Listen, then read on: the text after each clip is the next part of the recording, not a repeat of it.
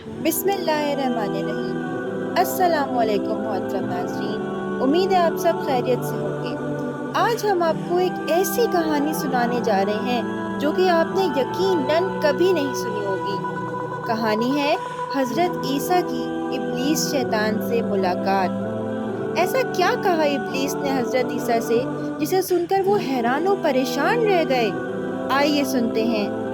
ایک دفعہ کا ذکر ہے کہ ابلیس 4 گدھوں کو ہانکتا ہوا لے جا رہا تھا اور ان پر سامان بھی لدا ہوا تھا۔ حضرت عیسیٰ نے ابلیس کو روکا اور اس سے ان گدھوں اور ان پر لدے ہوئے سامان کے بارے میں حیرانی سے پوچھا کہ اے ابلیس، تو اس سامان کو بھلا کہاں لے کے جا رہا ہے؟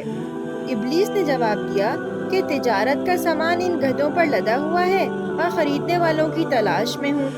حضرت عیسیٰ نے اس کی بات سن کر حیرانی سے پوچھا کہ آخر اس پہلے گدھے پر کیا سامان ہے؟ ابلیس نے کہا، ظلم۔ حضرت عیسیٰ کو بہت حیرانی ہوئی۔ انہوں نے حیرانی سے دوبارہ پوچھا کہ بھلا ظلم کو اس معاشرے میں کون خریدے گا؟ ابلیس نے کہا، بادشاہ۔ حضرت عیسیٰ مزید حیران ہوئے اور پوچھا دوسرے گدھے کے بارے میں کہ اس گدھے پر کیا لدا ہوا ہے؟ ابلیس نے کہا، حسد۔ حضرت عیسیٰ نے فرمایا، حسد کون خریدے گا؟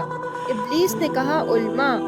اب حضرت عیسیٰ کی پریشانی اور بڑھتی ہی جائی اور انہوں نے ابلیس سے پوچھا کہ تیسرے گدھے پر کیا لدا رکھا ہے؟ ابلیس نے کہا، خیانت۔ حضرت عیسیٰ نے فرمایا، خیانت کو بھلا کون خریدے گا؟ تو شیطان نے کہا، تاجر۔ پھر چوتھے گدھے کے بارے میں پوچھا کہ اس پر کیا لاد رکھا ہے؟